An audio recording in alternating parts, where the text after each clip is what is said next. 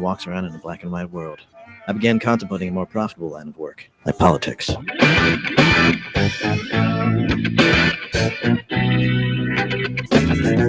are the show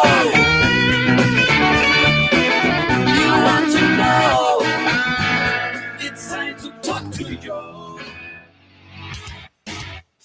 All right, folks, good afternoon and welcome to the Monday edition of the Joe Mangiacotti Show here on AM 830 WCRN. You can join the conversation for the next hour at 508-871-7000. That's 508-871-7000. Get you into the studio for two-way talk and conversation today behind the glass behind the board.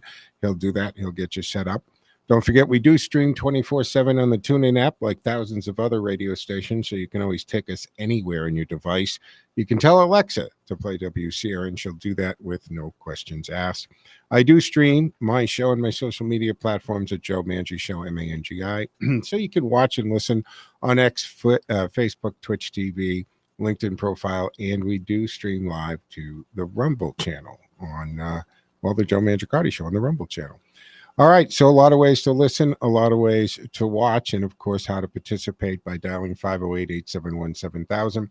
But you can also text us on the text line, which is up and running in the studio at 617-297-8388. 617-297-8388. So a lot to talk about. Midpoint, we're going to be joined by Kim Heckler. She'll join us for a few minutes, and she has been on before, and she's the daughter-in-law of former Congresswoman and Ambassador to Ireland, Margaret Peg Heckler, and she'll join us for a few minutes because she's going to be in Boston tomorrow. So she'll be talking, I think, at BC and actually somewhere else. We have to ask her. I know she's going to do a couple talks tomorrow. So she'll be in Boston. I think I might shoot in to see her there as well, but we'll talk to her after the 1:30 break. President Trump had a very interesting live presser in the Oval Office with the president of El Salvador and talking about what's going on with the illegals. I mean, the thing I took from that, and we're going to talk about it, and we'll take your calls on this, is the media is asking if they're going to return the deported illegal who we revoked, right? Secretary Rubio revoked the status. They deported him. They sent him down there. And he's basically saying to the United States press, are you asking me if I'm going to smuggle one of my own citizens into the United States? Yeah, I'm not going to do that. It was actually humorous if you looked at it, but it's not that funny because they were serious. So when a judge tells the government to effectuate the return of a suspected MS-13 gang member and the White House insists they were only supposed to facilitate it, folks, we've got a problem, and it goes a little beyond just grammar in this situation. It isn't a typo in a text message or a slip of the tongue in a press conference. This is the United States government being ordered to potentially retrieve a man with ties to one of the most violent gangs on earth, and they're quibbling over the verbs on this. So it doesn't make a lot of sense. And this morning, we're not just talking about immigration policy. We're talking about national security and bureaucratic blunders and the twisted logic of the legal system that sometimes seems more worried about the rights of the criminals than the safety of the Americans. Now, this Kilmar Garcia, in plain English, right? So back on March 12th, ICE arrests Kilmar Abrego Garcia in a parking lot. His autistic son is in the car, a difficult situation already, right? Situations as complex as this, or happenstance, I should say, as this happens every day. I mean, there's a pretty good chance when there's a warrant for somebody's arrest, when the police go to pick that person up, not rip them from the streets, as some might have said, but to arrest that person and take into custody, which is done thousands of times a day in this country, there's always a chance a family member is going to be near them or with them. Then on the 15th, Garcia deported back to El Salvador. All right. He wasn't supposed to be deported. In 2019, a judge ruled he couldn't be sent back because he might face torture or persecution. Now remember, this is the one that he was claiming he wasn't a gang member, like the government determined. And in the defense of him being taken off the deportation list is retribution from rival gang members. So how do you have a problem with other gang members if you're not in a gang? You're considered a civilian at that point. So that same ruling also labeled him a danger to the community, citing possible ties to MS-13 and even human trafficking. Shouldn't that raise some eyebrows? So we've got ICE believes is part of a vicious international gang. And now, due to what's being called an administrative error, he's out of the country in the hands of foreign officials. And a federal judge says we have to bring him back. First of all, that's way outside the scope of the authority of that judge. Judge can't order a citizen from another country who's in that country to be taken by United States government and taken out of their home country. And as the president of El Salvador was saying earlier in the Oval Office, you're asking me if I'm going to smuggle one of my own citizens into the United States. No. Really, guys? The Supreme Court weighed in. They didn't say what we had. They didn't say we had to officiate, actually bring them back, but that we had to facilitate the return. So that means if it was set up, we would have to provide the plane, but we don't have to make it happen. Legal hair splitting, maybe. But Judge Palazinas has now ordered the Trump administration to take all available steps to get him back onto U.S. soil. And SCOTUS is saying, yeah, you can't really do that. So here's the catch. El Salvador has him. He's in their custody. And the Trump administration missed the court's Friday deadline to present a return plan, calling it impractical. I'd say impractical at the least.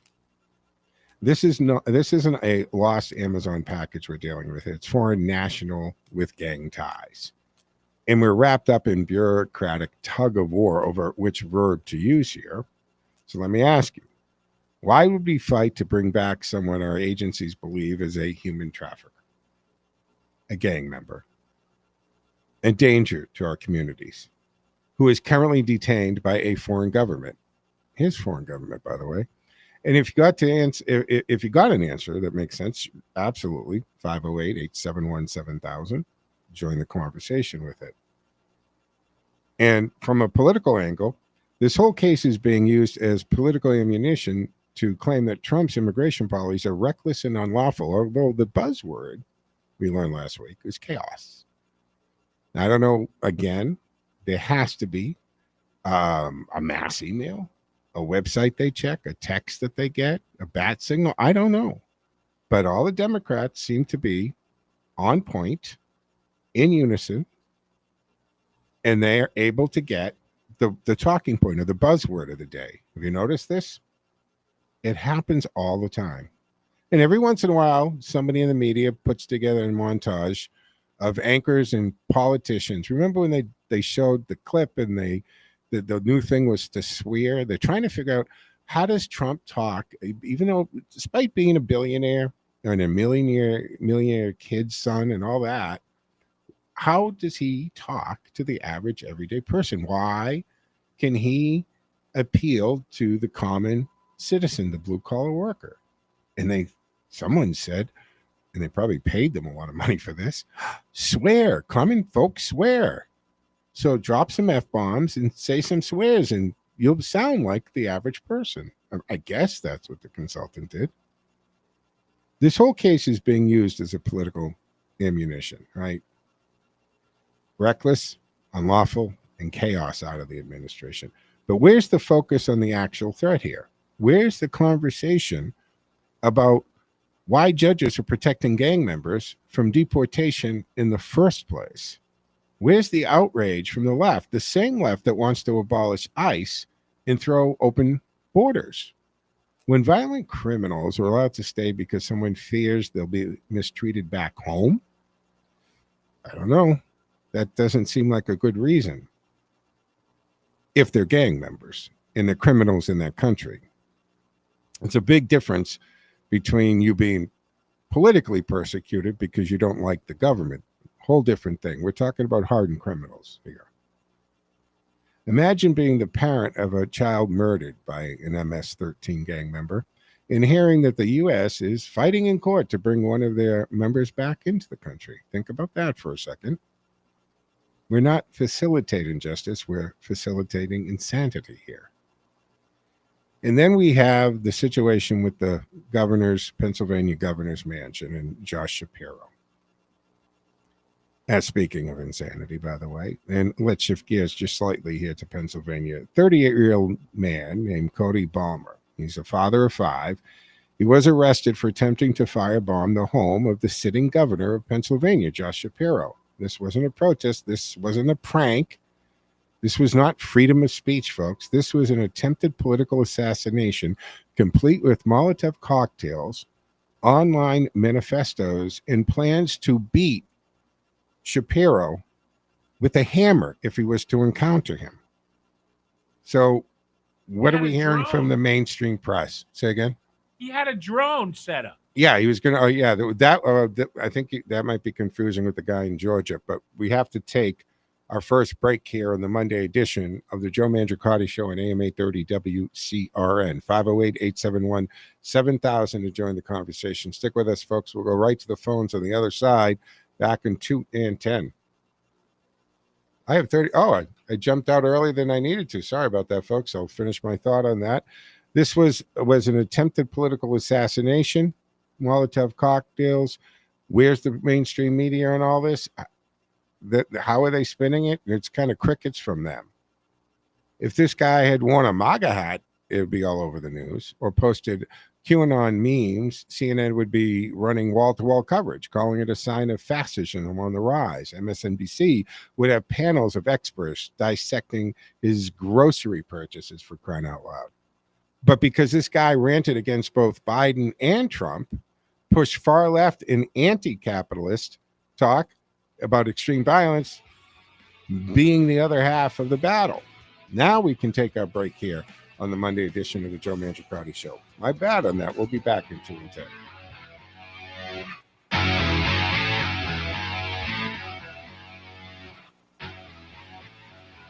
Looking for guidance as you face a future on Social Security? It's hard to figure out on your own. MedicareAdvisors.com is a completely independent insurance agency specializing in Medicare insurance planning. We work with the top insurance companies so we can offer our clients the best coverage for them. We design plans with a focus on low costs, which we combine with personalized insurance advice aimed at helping our clients make better informed decisions. Russ Swallow is a certified senior advisor and a licensed insurance advisor. He's been helping clients with their health insurance needs since 1970. And after a failed attempt at retirement, he created the Medicare Advisors in 2014. Russ concluded that since Medicare is health insurance, he might as well put his almost 50 years of health insurance experience to good use, as 75,000 people reach age 65 in Massachusetts every year, and they can use some help. Call Russ today at 508-831-0805. Put his years of personal experience to work for you as you try to unravel the complexities of Social Security.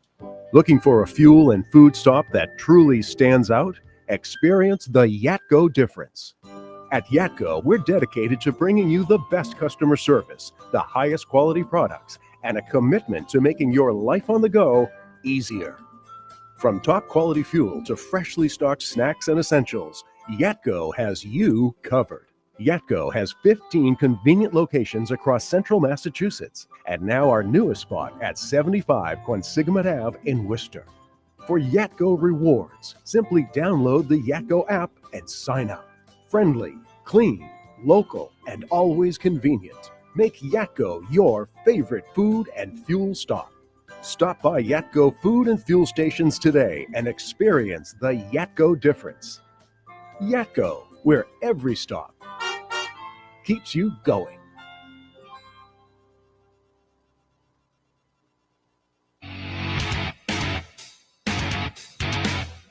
All right, folks, welcome back to the second segment of the Monday edition of the Joe Mangiacotti Show here on AM 830 WCRN.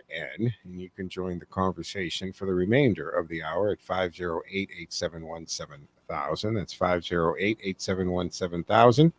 Don't forget, we do stream to my social media platforms as well as the station's Facebook page and YouTube channel. And if you haven't gone to the WCRN 830 AM Facebook page, do me a favor, go on over there, do a like and a follow. And we try to increase the amount of content that we're putting on it to coincide with what's on air and the different shows. So check that out if you can. 508-871-7000. Let's go to the phones. Mark has been waiting patiently. Hey, Mark, what say you? Hey, this is what I say. I've been watching the news at noon time, right? ABC, NBC, all their Boston affiliates regarding this arson at the governor's mansion of with Josh Shapiro present at home, apparently doing the Passover celebrations. Guy tried to burn his house down. So anyways, I'm watching the news. No mug shots, no photographs, no background, no name, no nothing on this guy. You know, nobody knows nothing so far anyways, or the quote, authorities have not released the information on this perpetrator that who is under arrest. I find that very curious. Well, Mark, I agree with you. And as I was saying in the opening, this guy online, he ranted against Trump and Biden, and he was, for, I don't know what his candidate. He's a 38. His name is, let me pull my notes. I had it here. I'll find it. I said it earlier. Cody Balmer, Yeah, 38. where's he from? Huh? Where's he from? I don't know. I don't know where knows he's from. nothing. Yeah, nobody. Neither does the mainstream media. Yeah, I'll end with this. People should be very happy to hear this news. You won't hear it on Channel 4, Channel 5, Channel 7, 20, any of them. Yeah, absolutely. The United States government has declared a border zone that abuts the American-Mexican border frontier on our side for the whole 700 and something miles. It is now not under the control, according to the reports I hear, of the Border Patrol or the local whatever. It's under the command right now, this border zone that's just been established of the United States Army regulars, ground pounders, boots on the ground. U.S. Army is in command, and that's a good thing. It is. All right, Mark, thank you for the call. Greatly appreciated. Look, this was, I know that there was the works being put in there because the federal government was talking to all the ranchers, right? Because these ranchers, and sometimes a couple generations or multiple generations own these ranches that abut the border, and they've talked about this. I didn't hear the news on that they've done this as I guess a padding or something of national space or national there controlled by the Army, but I know regular Army has been deployed to the border, and they've also gone the extra step and deputizing local sheriffs and police as Border Patrol agents, giving them the authority to act as Border Patrol and arrest illegals coming in. Ted, did you want to add something? Yeah, it isn't the whole 700 miles. It's the California border, the New Mexico border, and the Arizona border right now. Those are federal troops being deployed independent of the Border Patrol people and independent of any of the state's militias, or I'm sorry, I shouldn't use that word, any of the state's National Guard. Yeah. They are there under the authority of the commander-in-chief. So, which, in my opinion, we have the Border Patrol, but there should have always been it's our sovereign border. We put troops on other people's borders all around the planet. Why do we not have our troops on our border, north and south for that matter? But the 300 effect, billion on the Ukraine border. yeah, think about that. So look, we've got. I lost my train of thought on that just there. But the border, look, the border is a sovereign border. It should be protected. Oh, that's the point I was going to make. Is the cartels, since being some of these cartels being designated as terrorists and threats, it does change the rules of engagement. And when the scuttlebutt back is that cartel members are afraid to leave their compounds, I don't have a problem with that. They should be a little fearful. We can give them the Soleimani treatment at this point. So they've been doing what they've been doing. But here's the thing. Always follow the money. Because how deep have they gone into American politics, and how much money is being somehow channeled or funneled maybe to politicians or even law enforcement? And that could be a nasty thing we could find if we pull at that thread for too long. 508-871-7000 to join the conversation. Steve's waiting patiently. Hey, Steve, what say you? Thanks for taking my call, Joe. Sorry I missed your opening. I just joined in, so if I repeat, I'm sorry. With Shapiro here, the first thing that came to my mind, Joe, was some Trump guy, supporter, you know. And then we're thinking about it more and listening a little more to other people. This could be like a Palestinian thing, you know. And so, like Mark was saying, we're not hearing anything, you know. I know it's early, but I'm still upset we haven't heard anything from the Butler situation. You know, the assassination, nothing. And that's the other thing I wanted to roll into with you, is that the Pam Bondi. Are we being, you know, is she blowing a lot of smoke at us? You're not seeing anyone really be held accountable except a few of these Tesla people. And one more thing before I let you, remember I brought up that Act Blue a long time ago, 3 months ago? Yep. Look what's happened. They're saying that Crockett lady there, Jasmine Crockett. Yeah, $850,000 she got, and these are fraudulent, you know, people who are on fixed incomes, and they're using their names 50 times over for donations that don't exist. I mean, it's incredible, and I don't know. I'd like to see Pam Bondi step up more, and I'm a little disappointed, to be honest with you.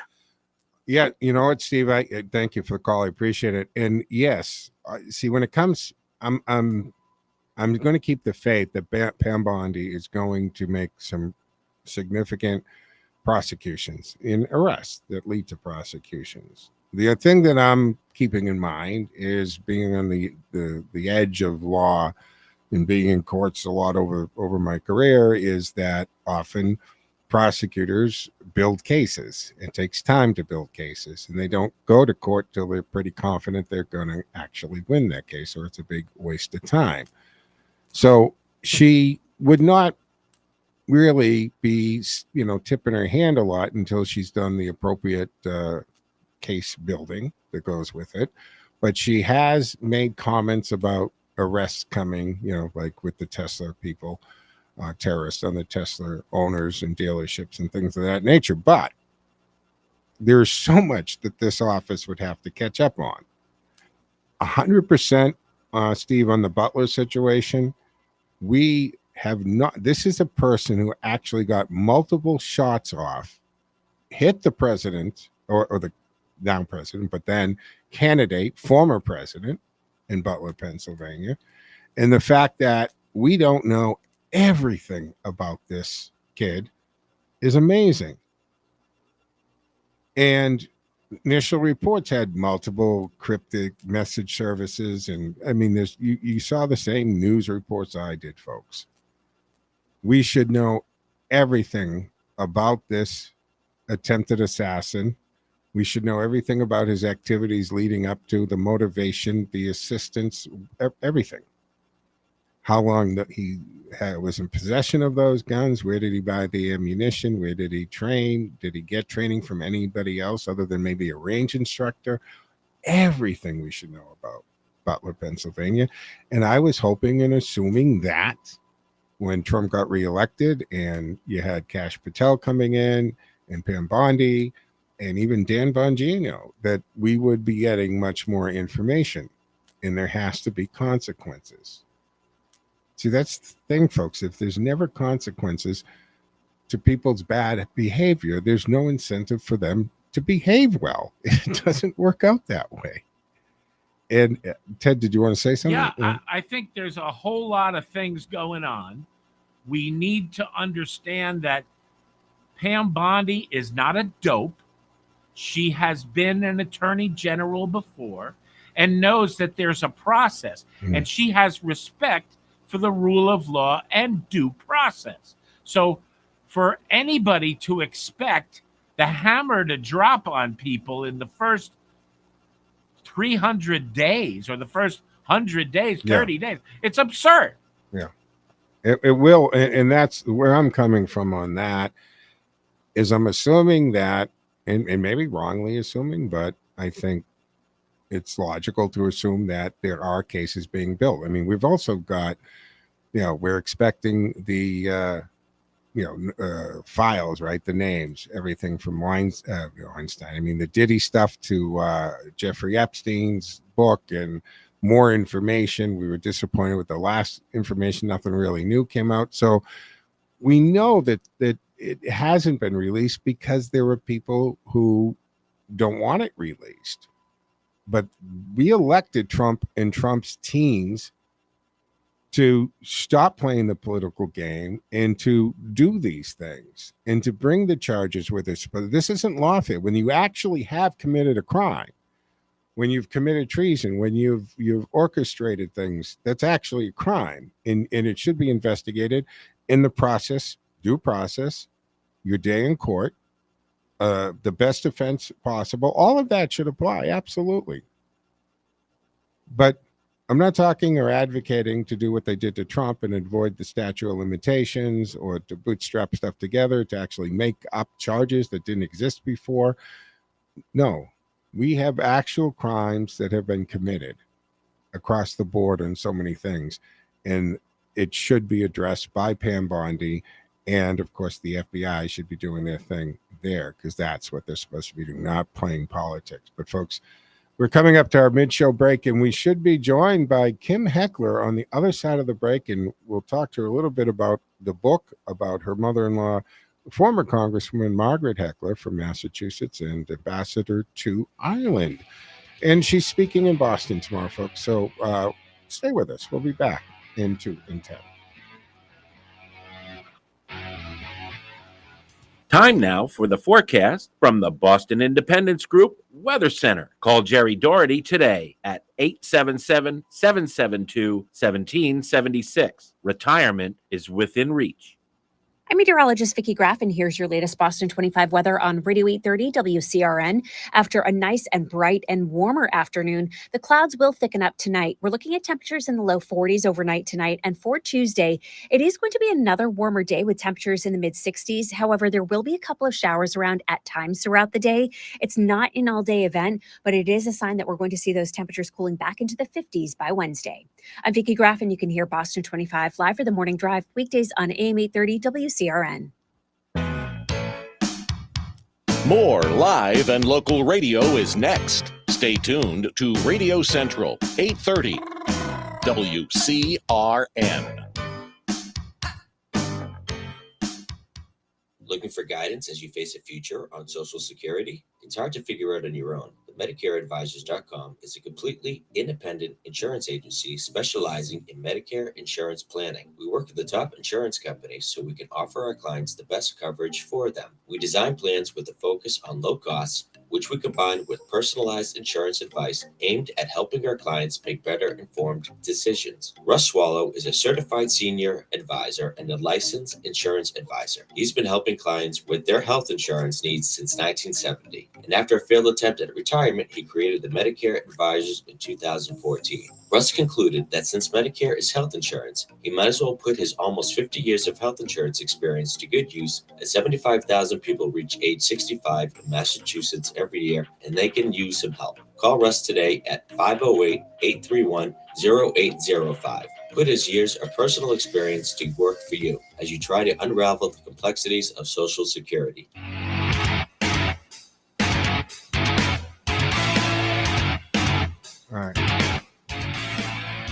All right, folks, welcome back to the Joe Mangiacotti Show on this Monday. And we're trying to connect with Peg.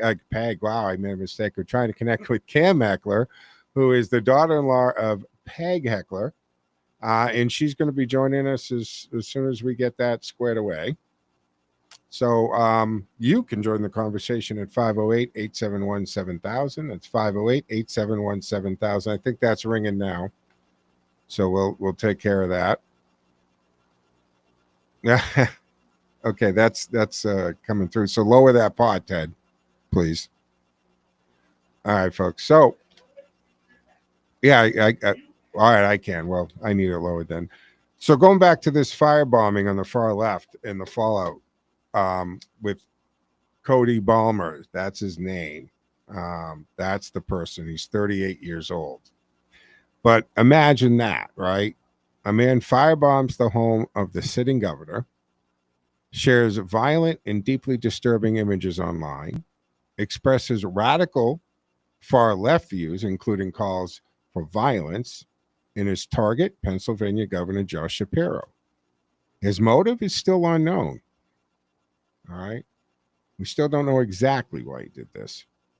But this isn't a movie. It happened. And the suspect is a 30-year-old father of 5 whose online footprint tells a story of mainstream media would they'd rather ignore it, actually. So he's 38 years old. They arrested him yesterday evening. The charges are attempted murder, terrorism, aggravated arson, aggravated assault. So 2 a.m., imagine being asleep with your family in the home, and you're awoken to banging on the door and security waking you up out of a sound sleep. That's what they experienced. 2 a.m. firebombing at Governor Shapiro's Harrisburg residence. That's the governor's mansion. Shapiro and his family, they're unharmed physically, but significant property damage had been done. And Bowman told police he planned to beat Shapiro with a hammer if he encountered him. And the affidavit confirms the intent was violent, deliberate, and personal. So this wasn't a protest. It wasn't even just arson. This was planned political assassination attempt. And Josh Shapiro came out and saying this is unacceptable. But I'd be remiss if I didn't point out he was pretty silent when it came to the violence against Tesla owners and Tesla dealerships. He was violent. He was quiet when there was violence in the Summer of Love. It seems that the only time that he seemed to have, the gumption to actually get up and denounce violence is, unfortunately, when it was towards him and his family. So I'm not sure that, well, of course he should be saying this, but the point is you need to condemn violence, especially political violence, no matter who the party is it's targeted to. And yes, I agree with what you said, but you have been quiet on all the other political violence to this point. And I think the fairness in this is you should condemn violence for political reasons across the board, Governor Shapiro. Okay? So this guy had all kinds of the spectrum. Anti-capitalist rhetoric. Biden supporters shouldn't exist, he said. Support a Kanye West campaign. That's the candidate he was for. He had rants on pro-mask mandates and rants about gas prices blamed on political leadership. So he was all over the spectrum, and he wasn't targeting one particular side or the other. So when the media is in doubt about this, they just stay quiet about it, right? 508-871-7000, join the conversation. And I'm told that we were able to get Kim on the line. Kim Heckler. And Kim, it's an absolute pleasure to have you back on the Joe Mangiacotti Show. I've been looking forward to this conversation because not only do you have a fascinating story to tell, but you're shining a spotlight on someone truly remarkable, your mother-in-law. the late Margaret Peg Heckler. And she was a true trailblazer, a congresswoman, cabinet secretary, U.S. ambassador to Ireland. I had the privilege of knowing her, and I can say without hesitation, she left an extraordinary mark in public service in the lives of those she touched. Now you're working to preserve and share her legacy through a book, and I can only imagine what a powerful journey that has been. So let's dive into it. Welcome back, Kim. Thank you so much, Joe. Great to have you. Now, first of all, you're going to be in Boston tomorrow. I'm in Boston now. I just arrived. Oh, marvelous. The Logan, landed at Logan. Tell listeners where you're going to be, and are they still able to get in if they wanted to come meet you and listen to all about the book? So yes, I have a private event at the National Grid at 8:30 in the morning. And then at noon, I'm going to be at Harvard, the Kennedy School, to speak to a group of women's studies students and professors. That one may be open if people are interested in that. Then they can certainly go to KimberlyHeckler.com, my email, and contact me through that of their interest. The other place that I will be is Boston College, the Burns Library on the Boston College campus at 5 p.m. tomorrow evening. And that one I would say is the most open for you to come. I believe there is, if there's a way for people to call, I know the woman's name is Caroline Pace, and I can get her email here to give out in a moment. Okay. Well, let me ask you this while you're doing that, because I think people would like to know what inspired you to write the book about Peg, and how did the idea first come to life? I mean, this is something you always had in the back of your mind, or was there a point where you said, you know what, I got to record this and I got to put this down? I think what happened is quite a few years ago, my husband had a former HHS secretary at our house. And before he came to visit, he went to find a book on Margaret Heckler. And he couldn't find one because there isn't one.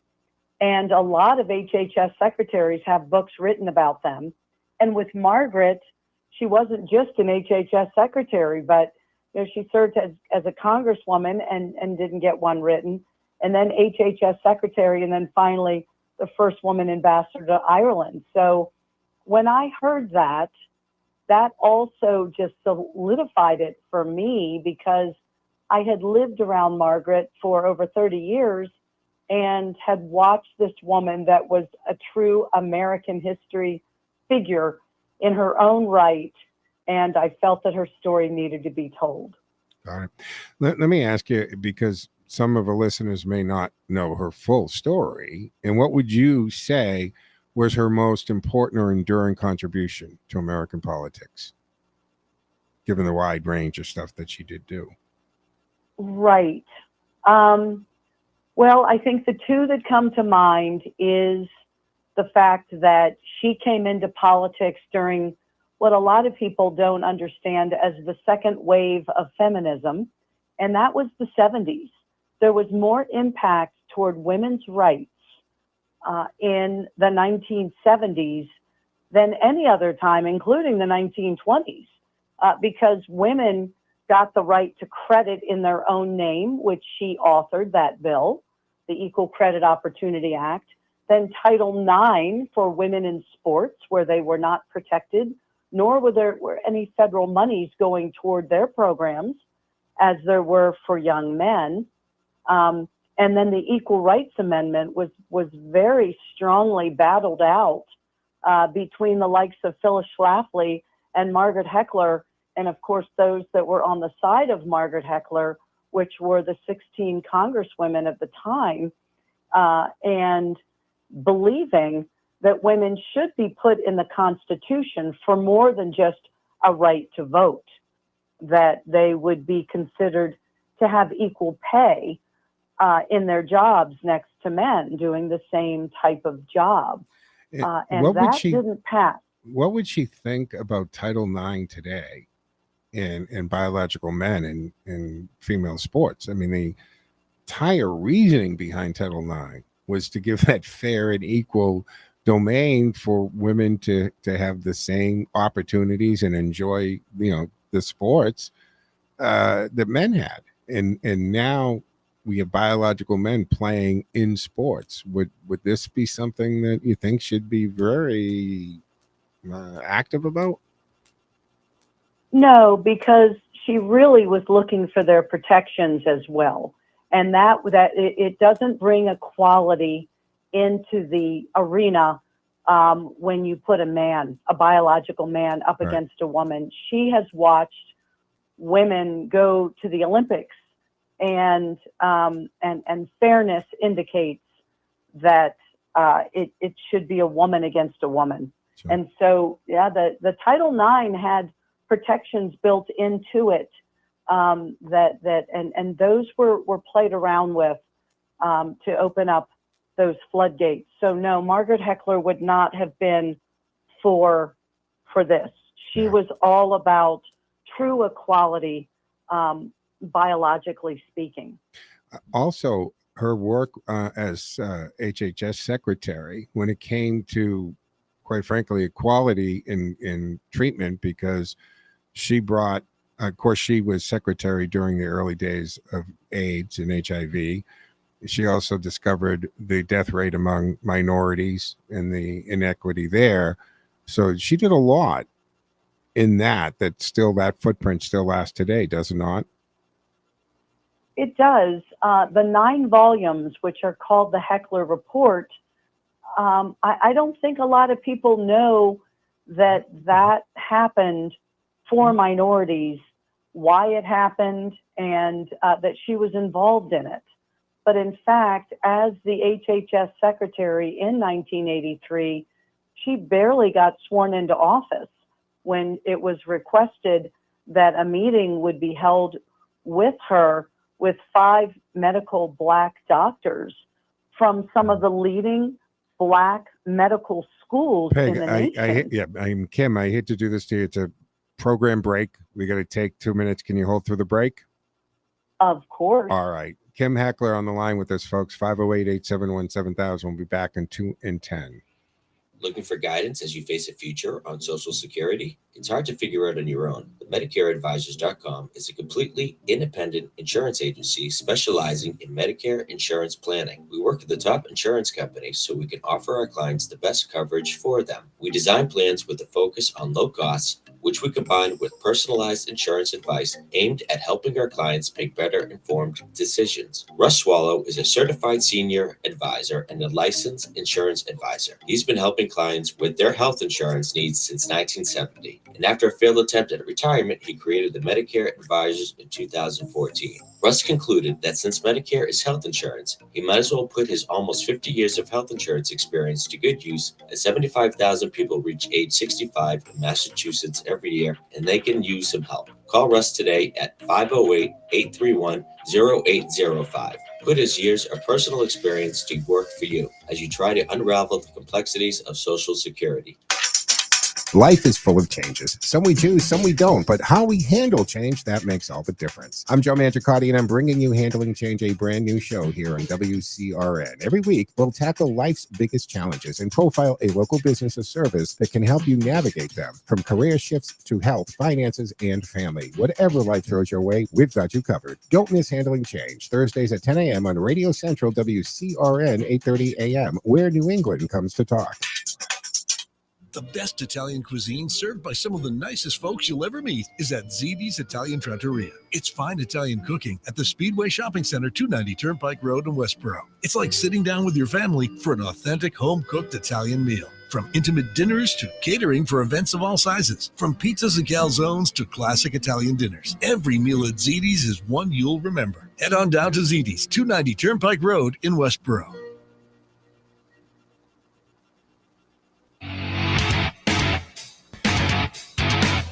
All right, welcome back here to the fourth and final segment of the Monday afternoon edition of the Joe Mangiacotti Show on AM 830 WCRN Radio Central. You can join the conversation at 508-871-7000. That's 508-871-7000. And our text line is 617-297-8388. Our guest online today with us is Kim Heckler, who's the daughter-in-law of former Congresswoman Margaret Peg Heckler, also secretary, cabinet position, HHS, and ambassador to Ireland. And I knew her when I worked with HHS back in the early 80s, and she was our congresswoman for a while. And if we can set this back up, Kim, because I think this was so important that she's basically sworn in under Reagan for Health and Human Services, and immediately gets put into this meeting with 5 Black doctors who illustrate something to her, and she takes action. So if you could take that up so the listeners can follow what we're referencing. Yeah, so they came into her office basically stating that it had come to their attention that African Americans were dying anywhere from 5 to 7 years earlier than Caucasians, and that it had been documented for centuries, but the Black hospitals and the Black medical schools were not as well funded as the Caucasians, and so they were basically not getting the attention, and their health was affected as a result of that. Mm-hmm. And so Margaret decided to put a task force together at NIH to study the lifestyle reasons that this would be the case, Mm-hmm. the illnesses, the ailments that came to these particular races, which would also include other minorities as well, and found out that this really needed to be a deep dive for the first time to rectify this, to close the gap of death, if you will, and to elongate these lives for minorities in America. So she made it a priority. It was against the suggestion of undersecretaries and other heads of departments that this had been the case for hundreds of years, and there were much more pressing, in their opinion, issues to be focusing on with 350 other departments. There would be. Right. But we have the Heckler report. It has, in fact, done what it was supposed to do. That gap of death is closing. African Americans and all minorities are living longer lives because of it. And so Margaret would be pleased because the passion in her life was to bring equality to all Americans. And I think that might have something to do with her Irish roots as well. And, she served as ambassador to Ireland. And what was her connection to Ireland? Let the listeners know how that, because it's a very fascinating background there. So her parents came individually and separate from each other from County Limerick and County Leitrim, both leaving very large Irish Catholic families to make a new way for themselves coming through Ellis Island, met later in life and had her mother was about 37 years old. They lived in a 1-bedroom rent-controlled apartment in Queens, which was really an Irish borough during that time. It had the one big Catholic church that they all went to that had dances. And even at the late point in their lives when they met at one of these Irish dances. And so quickly, within a few months, got married, and then soon were pregnant with Margaret. But her father had always told her mother, "We are not having a child. We're new immigrants to this country. We're making a way here. We've been in beds with 3 and 4 other siblings growing up. We're looking for space here." And he did struggle with alcoholism. That was neither here nor there. She got pregnant, Bridget O'Shaughnessy, and Jack O'Shaughnessy said, "Remember, we said we weren't having any children." So they gave her away.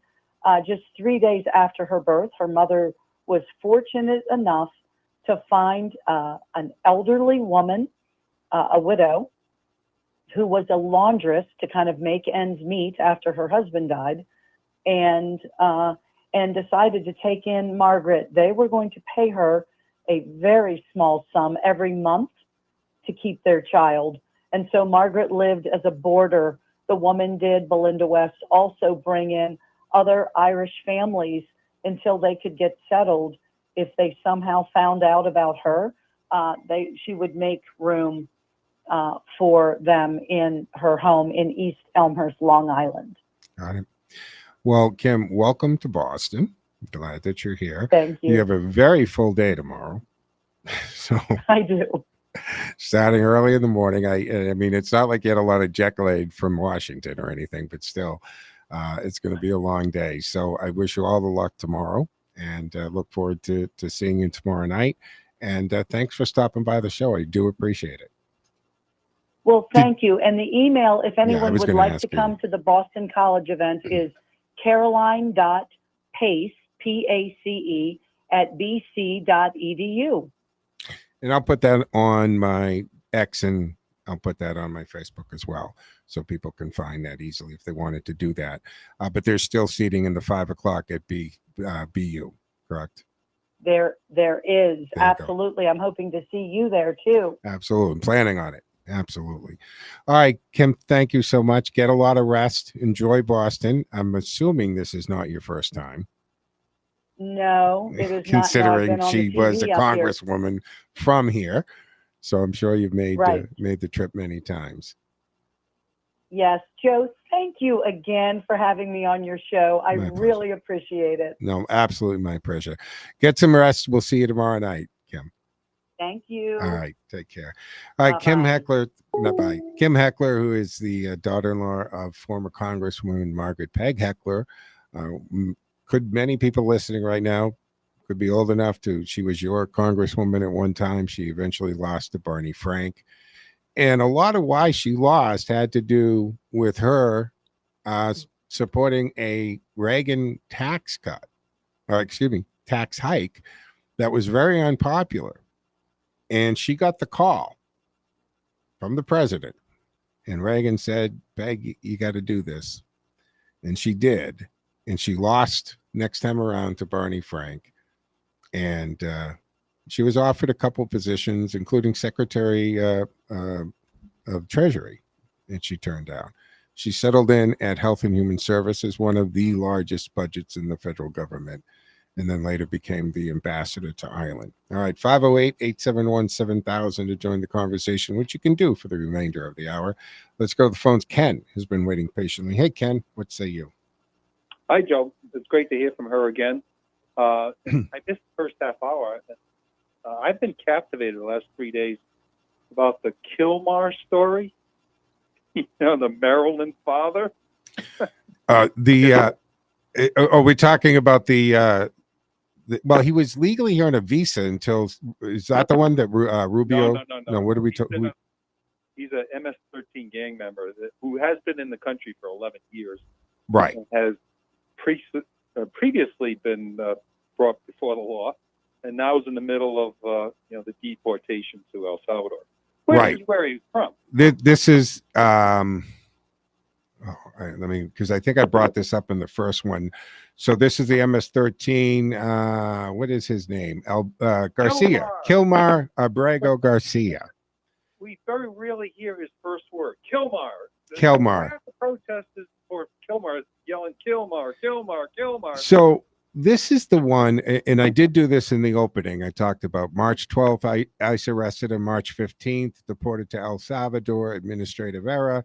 2019 ruling, because he was in front of a judge, and the judge took him from you can't deport him, put him on that list because of risk of torture or persecution in El Salvador. But this is the irony here, Ken. His argument, they're saying he's not a gang member. And of course, his argument not to be sent back is that rival gangs will retaliate against him. Well, how can a rival gang have a problem with you if you're not actually a gang member? So it's very circular in this, and so the same ruling also deemed him a danger to the community, and he's possibly involved with human trafficking aspect of MS-13. Yeah, he's a leader of an MS. Yeah. Did you catch any of the Oval Office with the El Salvadorian president today before I came on? I mean, when the media is saying, well, Trump's saying we can't reach into another country and he's El Salvadorian. We can't reach into another country and kidnap somebody from that country. And the court doesn't have the power or authority to do that. So they turn to him and he says, so you're asking me to smuggle one of my citizens into the United States? I'm not going to do that. I mean, the media looked ridiculous when Trump and the El Salvadorian president got done with them. Trump wants this story in the news every day. Of course he does. Looking like fools. Of course he does. And the judge that's handling this, Dennis, check out what she did last Friday. She was going frantic, demanding that the DOJ give her an update every half hour. What are you doing? You're bringing him back, aren't you? You don't have any power to, lady. Shut up. And SCOTUS has basically said, you can't change policy, national policy and international policy. It's just, you got out over your skis with this, guys. You're way out of your lane, judges. That is it. Napolitano looks like a fool on when I watch him on Newsmax noontime, because he thinks literally that the highest authority in the land is our judges, the ones at Black Road. Yeah, I thought I saw something about a bill making its way through the House about limiting the scope of these district judges. So we'll be seeing that come. All right, Ken, final quick thought, because I'm against the clock. No, we may have a chance to pick up on this more, because the story is just so. It is. And Trump and the Trump people are going to keep it in as long as they can. Thanks for the call, Ken. Appreciate it. All right, folks. That's going to wrap up the Monday edition here. Again, remember, if you'd like to go BC. Yeah, B is Boston. Now I forgot. Is it BC or BU? I'll put it up on my Facebook account. Boston College at the Burns Library at Boston College tomorrow at 5. You could go see Kim and listen to her stories about former Congresswoman Margaret Heckler. But that will wrap up the Monday edition of the Joe Mangiacotti Show here on AM 830 WCRN. Have a good night, folks. I'll be back tomorrow at 1. Joe out.